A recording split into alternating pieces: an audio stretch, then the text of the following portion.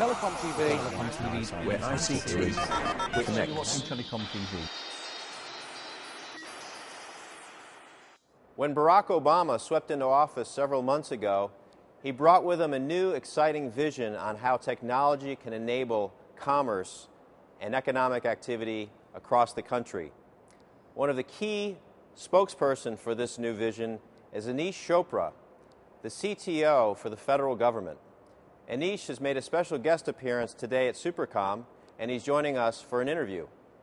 Aneesh, tell us about the three key pillars President Obama has outlined, and why is that so important for broadband growth in this country? The President unveiled an innovation strategy on September 21st. It's available at www.ostp.gov, 25-page read. Rests on three pillars. The first is America's at its best when we invest in the building blocks of innovation: R&D, smart and secure infrastructure, workforce. Second, we have a commitment to promoting entrepreneurship. That is, identifying competitive markets that will promote that high-growth entrepreneurship. And that is a mixture of export promotion, work that we're doing on intellectual property rights protection, but it also means making sure that we have a government that works and an open government philosophy so that the taxpayers have access to the data that they've purchased and can utilize in ways to build new businesses.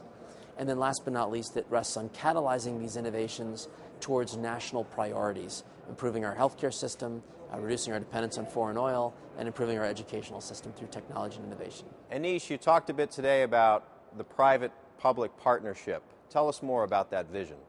Well, in our increasingly connected world, there are opportunities for us to pass laws, but there are also opportunities for us to come together and just work on initiatives that don't require a change in law or a change in behavior. We're seeing this in a number of ways. Just as an example, the Intelligent Transportation Systems Society, the association, basically said in the spring, we've got to lower congestion through innovative means. I had the honor and privilege of keynoting a conference that kicked off an unprecedented online competition.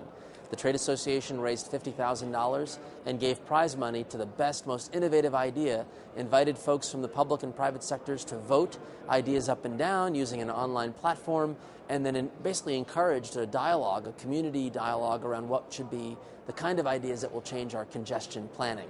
Now, that's the public sector to some degree, but it's the private sector stepping up, and a little modest example of a partnership. We see opportunities in mobile health. We see opportunities in education. I referenced this morning the story of how Cox and Comcast Cable, at no requirement, put GED classes on their on-demand platforms at free cost, no charge. So these are examples. We want to do a heck of a lot more because there's so much work to be done. We've heard significant resistance to new net neutrality rules and greater oversight of the telecom industry. What is your response? Well, starting at first principles, the President has said throughout the campaign, he said it in May when he unveiled our cybersecurity program. He also unveiled this in September in announcing our innovation strategy, that the United States economy has benefited tremendously by the openness of the Internet. He's appointed Julius Janikowski to lead an expert agency that understands how to translate that policy vision into the rules of the game. And the President expressed his support for Julius in his remarks on the 21st when he spoke of these principles for how we would approach the issue of net neutrality and the openness of the Internet. We are at the very beginning of a process that the FCC is leading. That process is going to carry on over the next several months, and over the time we hope that we achieve right answer. That is, preserving what the President has said makes sense, that's been critical to our economic growth plan, the openness of the Internet, but acknowledging the need to make sure we have appropriate network management capabilities and other rules of the road that would create a pretty simple and understandable roadmap for how one can participate.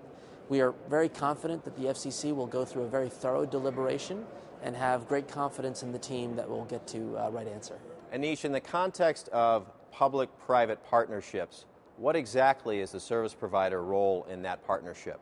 There are three levers that I intend to pull as Chief Technology Officer. The first is to collaborate on standards.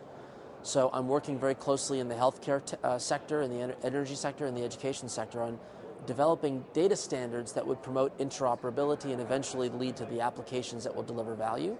So one, I would work with my telecommunications friends to see where and how it would be appropriate for us to work together collaboratively on standards to spur innovation, number one. Number two, research and development. We're spending $150 billion a year in research and development across a wide range of topics. $4 billion of that goes into the National Information Technology R&D Coordinating Council. How might our service providers in the supply chain help to identify areas where our researchers across the nation's universities can help through public-private academic collaboration, spurred by federal investment, really move the needle in terms of game-changing ideas in the supply chain? And then last but not least, we spend $76 billion a year in IT procurement. How might we harness the power of our buying capabilities to spur newer capabilities, newer technologies? So cloud computing is one of our top priorities, and there are more. The mobile platform has yet to be tapped in government in a way that has delivered game-changing results. So we would see ourselves purchasing, either through grants or through procurements, the kind of services and products that are available here at this conference. So those are the three primary levers that we would like to pull. Anish, thank you so much for joining us today. My pleasure. Thank you for having me. Telecom TV, where ICT connects. Telecom TV.